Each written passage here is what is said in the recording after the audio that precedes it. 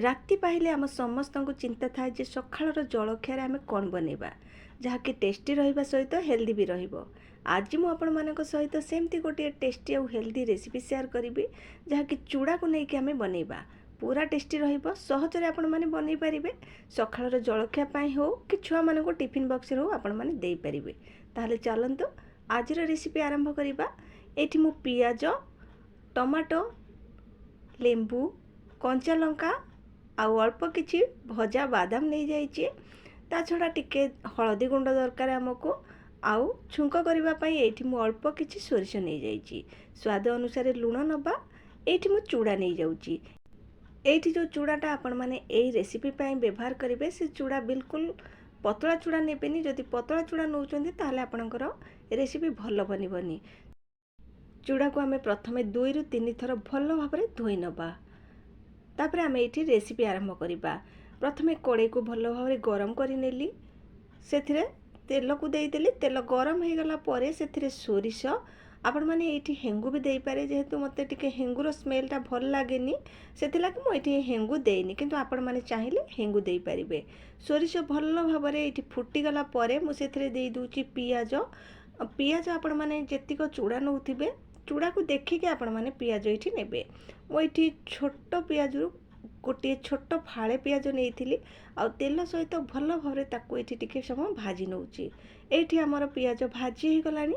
एबे हमें सेथिरे देई देबा टमाटो कंचा लंका आ भृसंग पत्र। टमाटो कंचा लंका आ भृसंग पत्र देकी आमे किछि समय ताकू आउ भाजी नबा जेमति कि हमर टमाटो भल भाबरे एठी भाजी हे जिवो।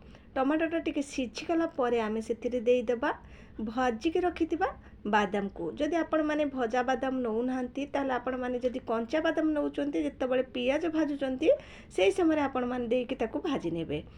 बादाम को देई देली। स्वाद अनुसार लुण अल्प किछि एठी मु हळदी गुंड देई दोउची।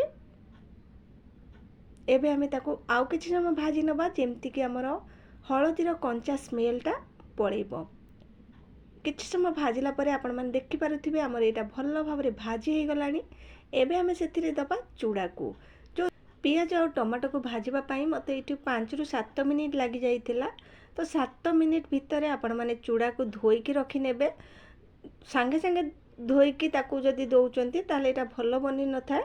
तो आपण माने 5 मिनिट जाए ताकू एम्ति धोई के रखि नेबे। तापरे आपण माने सेथिरे देई देबे। एठी देखंतु चूड़ा गुडी को हमर बढ़िया भाबरे गोटा गोटा हेकी अछि।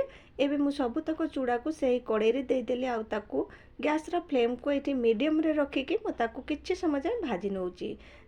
जेहेतु पियाज टमाटो भाजिला बेले मु सेथिरे लुण देइथिली तो मु आउ एठी लुण दउनी। जदि आपण माने लुण देइ नथिबे ताले एठी स्वाद अनुसार लुण देइ पारिबे। चूड़ा को आमे किछि समय भाजिला परे आपण माने एठी देखि पारुथिबे हमर चूड़ा केमति पूरा गोटा गोटा हेकी बनिचे। एही समय आमे देई देबा लेंबूर रस। लेंबूर रस देई साला परे आपण माने आकु बेसी समय आउ भाजीबेनी काहे कि ना लेंबूर रसटा बेले बेले पित्ता करी देई थाए। एठी मु लेंबूर रस को देई दोउची। लेंबू रस देई साला परे मु आ गोटे मिनिट जाए ताकू टिके गैस रो फ्लेम को मीडियम रे रखि कि भाजी नेबे।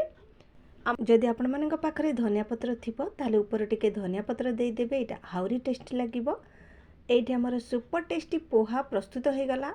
बहुत कम समय बनी गला। बेसी किछि सामग्री रो आवश्यकता पड़िलानी। आपण माने चाहिले आकु सखाळर जलखिया रे खाई परिबे। छुआ मानकर टिफिन बॉक्स रे भी आपण माने देई परिबे जहा कि टेस्टी सहित हेल्दी भी रहिबो। ताले आपण माने निश्चित गोटे थर ट्राई करंतु।